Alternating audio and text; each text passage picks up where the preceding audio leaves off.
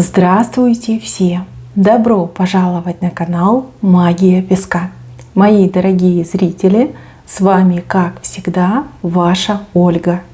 Всех вас сердечно благодарю за то, что вы со мной зашли на мой канал, смотрите это видео, за вашу невероятную и теплую поддержку в комментариях, лайками, за вашу помощь, мои хорошие. Земной вам поклон. Сегодня у нас будет отсыпочка на такую тему. Загадай мужчину и узнай, будет ли он к тебе проявляться. Загадайте, пожалуйста, на того, кто вам интересен, симпатичен, нравится. И давайте вместе посмотрим, будет ли он к вам проявляться. Я прошу высшие силы дать мне возможность ответить на все ваши вопросы и послать для вас только самую важную, нужную и полезную информацию. Пусть высшие силы водят моими руками, пусть откроют нам то, что сейчас скрыто, и то, чего же нам хотите узнать. Какую маску показал, смотрите, он же маску носит. Ах, какой артист! Так, девушки, женщины, мои хорошие, тот, кого вы загадали. Я так понимаю, что носит маску якобы безразличия. Маска, вот она, пожалуйста, прячет свои истинные чувства, скрывает свои истинные намерения, ну и не показывает свой действительно серьезный интерес. Здесь мужчинка такой, знаете, сам себе на уме, очень боится, что его пошлют. Ну, либо вы настолько круто выглядите, что ему кажется, что если вот я к ней подойду, она меня явно покусает, да еще и пошлет. Причем опозорит превселюдно, высмеет меня и вообще дорога к ней будет мне заблокирована навечно. Боится, да. Хочется, ой, как хочется к вам, ой, как вы нравитесь. Кого-то отыграется, что мужчинке прям совсем давно вы нравитесь. Уже как влюбился в вас по уши. Но страшно. Ой, как страшно. Вы и правда какая-то необычная. Вы не похожи на других женщин. Вы всегда как-то особнячком стоите. У вас очень горделивая осанка. Подбородок всегда у вас немножко задрот. У вас взгляд такой, знаете, холодный, оценивающий. Вы не кокетка, вот, вы не кокетка. Вы кажетесь очень самостоятельной, независимой и абсолютно отрешенной от мира сего. То есть мужчина на вас смотрит и такой, ну блин, ну что, ну как, ну что ей нужно, ну кто ей нужен, ну хотя бы там намекнула бы, подсказала, я не могу понять, я не могу, вот что мне делать, с ума сходит, правда сходит с ума, потому что вы для него такая загадка, такой ребус, которых он в жизни еще никогда не встречал. Плюс вижу, что у вас какая-то есть репутация, причем, ну, суровая, по-другому не скажешь. Может быть, там мужички рядом, которые вас знают, говорят о вас как о неприступной крепости, что вот ни один уже зубы об вас сломал, вы очень крепкий орешек. Вот. Ну а зубы ломать никто не хочет, да, никто не хочет позориться, никто не хочет быть, ну вот как отказником, да, лузером. Да, да. Кстати, говорят о вас такое не только мужчины, но и могут женщины говорить. Ну, потому что вы не обсуждаете свою личную жизнь, потому что вы там ни с кем не кокетничаете, вы ни с кем не флиртуете, ни с друзьями, ни с коллегами, ни с кем. То есть вы такая вот очень серьезная, сосредоточенная женщина. Понятно, что ему страшно, зная вашу репутацию, видя, как вы так холодно на всех оценивающе смотрите, у него прям мурахи по телу бегают, и от вашего взгляда он в сосульку превращается. Не знаю, мне кажется, что это не совсем ваша характеристика, но опять же, ему со стороны и всем тем, кто вас окружает, именно так и кажется. Вот, вы бы там, я не знаю, улыбались бы почаще, менее бы серьезные бы были, как-то оно бы, наверное, попроще было. Да. А вы вот сидите и такая думаете, почему мужики не подходят, да, либо почему у меня такие проблемы в личной жизни? Да вы же выглядите как амазонка, как снежная королева, ну как? Мужички же они такие немножечко трусоватые, да. Никто не хочет отказ получить, да, никто не хочет опозориться. Вот поэтому и не подходят. Вот поэтому у вас такие затруднения в личной жизни. Ну, да, вы правы, не нужно, конечно, каждому улыбаться, но с другой стороны, ну, наверное, нужно быть немножко открытей, что ли, либо приветливее. Ну, как бы это вам решать, это ваше дело. Так, вернемся к нашей отсыпке. Смотрите, мужчина думает о каком-то мероприятии, празднике, вот какой-то случай, да, должен быть какой-то случай, повод, не просто так, не на ровном месте. Возможно, вы коллеги, да, и скоро будет там корпоратив, допустим, как пример. Либо вы в одной общей компании, и у кого-то там скоро будет там юбилей, либо день рождения, либо еще какой-нибудь там повод.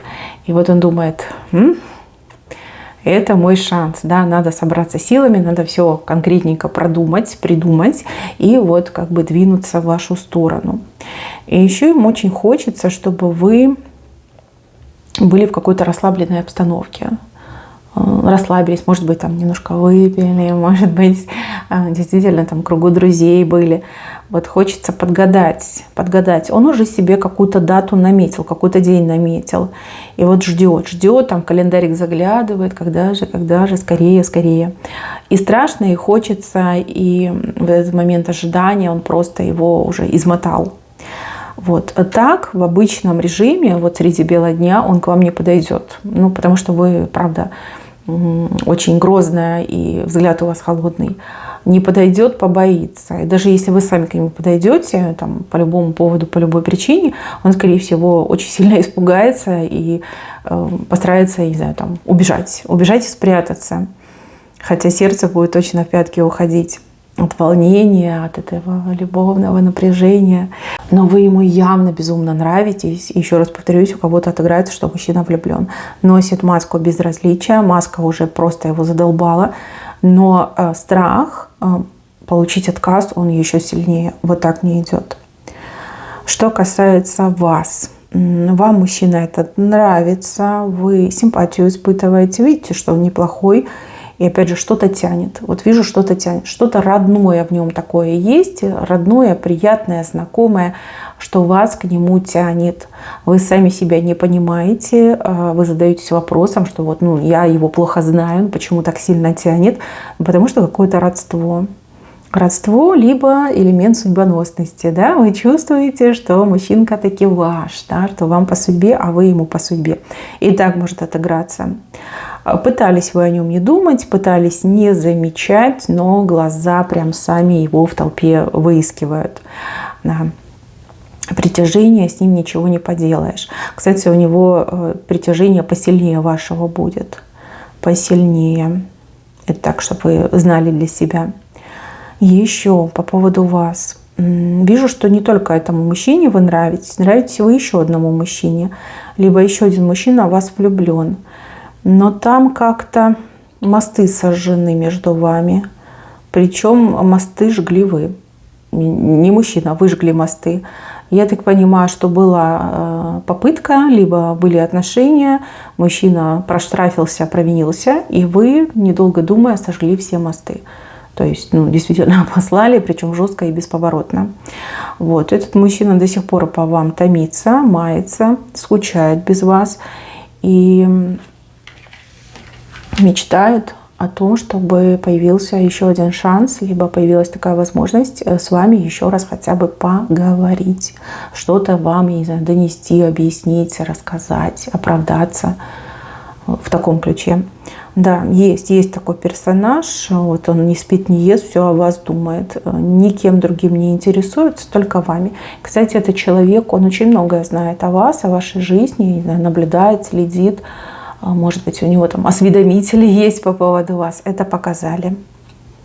Так, но вернемся к загаданному. Тот, кого вы загадали, очень неплохой парень. И опять же, вы это знаете без меня. Единственное, что у него какое-то прошлое очень то ли бурное, то ли неспокойное. Опять же, все мужчины разные. Кто-то уже был женат, и там прям все очень драматично закончилось.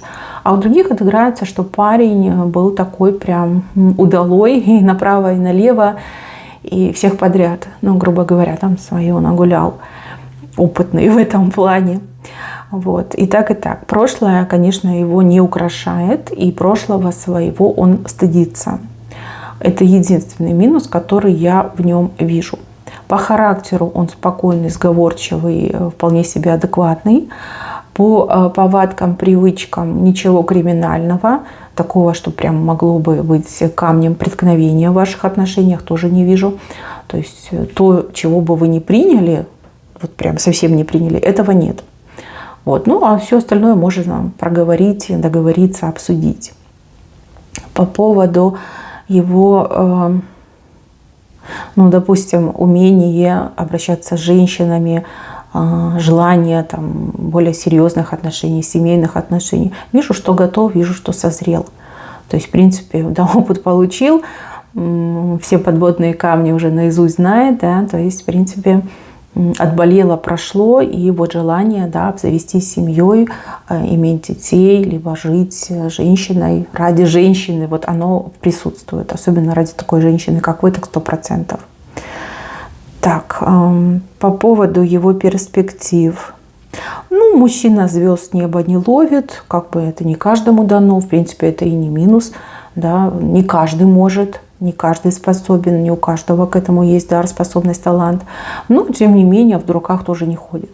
Был бы стимул, возможности у него есть, он не ленивый, он вполне себе адекватный, образованный. И если у него будет семья, либо любимая женщина, конечно, он будет стараться лучше, больше. И, ну, и заработок у него появится, и подработку найдет, если надо будет. То есть он в этом плане вполне себе надежный. Да, с ним вы не будете там в алмазах, бриллиантах ходить, как новогодняя елка, сиять, сверкать, но вполне себе достойной жизнью с ним можно жить. Да, он может ее обеспечить. Тем более я вижу, что вы и сама такая, вы такая карьеристочка, да, вы хотите развиваться, кто-то строит карьеру из вас, кто-то бизнес свой осваивает, да, развивает. То есть вы ведь тоже дома сидеть не будете. Вот это борщи, пеленки, глажка, стирка, ну как-то не совсем ваше. С вами прям совсем рядом не стоит, оно от вас отторгается. А вы больше такой креативный человек, у вас идеи, у вас мысли, у вас реализация. Вот в таком плане вас показали. Так, будет ли он проявляться? Ну, я уже сказала, да, он ждет какого-то дня, ждет какого-то повода, случая. Мне вообще идет мероприятие, причем праздничного характера. Может быть, он надеется, что вы там выпьете, расслабитесь и будете в более каком-то хорошем настроении. И вот тогда я к ней подкачу. Еще вижу, что он на какую-то женщину посматривает рядом с вами. В этой женщине он видит соратника, помощника, человека, который может стать соединительным звеном между вами. Не исключено, что какую-то вашу хорошую, добрую знакомую, либо подругу этот мужчина подговорит в плане того, чтобы там подвела, познакомила, либо что-то о вас рассказала, там, что вам нравится, что не нравится, о чем с вами говорить, как себя вести в таком плане. Но вот явно какой-то небольшой сговор-заговор за вашей спиной либо есть, либо произойдет. Ну, строго не судите. В принципе, ваша подруга тоже ведь видит, что мужчина не дурак, вполне себе нормально, почему бы и не свести вас. Тем более, если вы свободны, если вы сами говорили, что он вам нравится. Так, чем же у нас дело закончится? Ну, вот она картинка, вот она, вы прекрасная, и вот он к вам тянется. Видите, всем тельцем тянется, прям в эту колбасу вытянулся, в сосиску.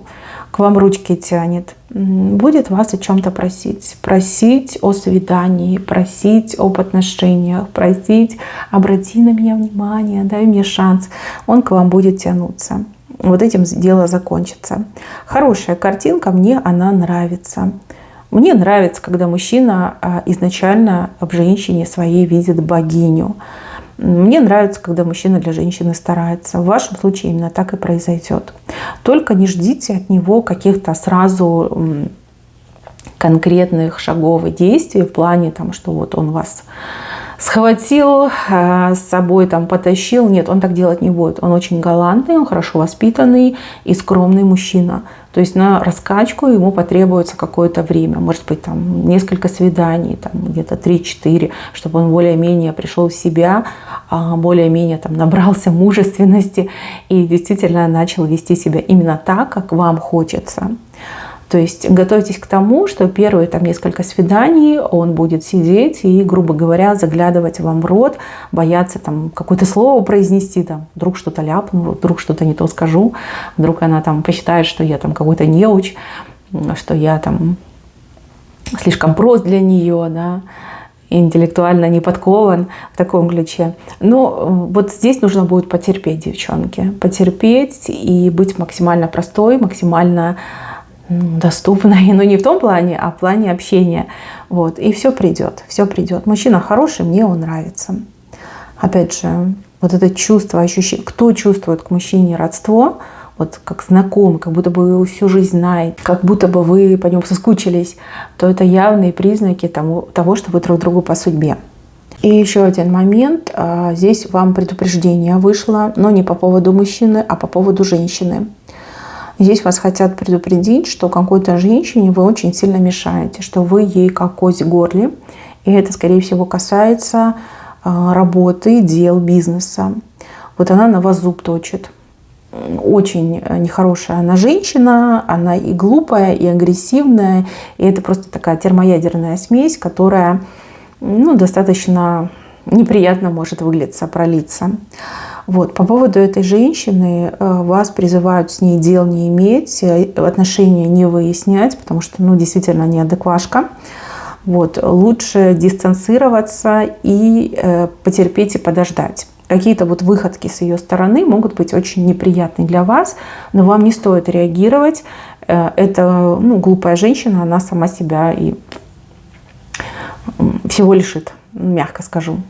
Вот. Слишком она уж нетерпеливая, слишком она горячая, и вот какая-то, вот знаете, типа вседозволенность, типа я могу, я сделаю. В общем, она сама себя погубит. Вам же следует воздержаться, никак на нее не реагировать, ни словом, ни делом, ни взглядом, и стараться вот держать эту дистанцию, не подпускать к себе и самой не приближаться.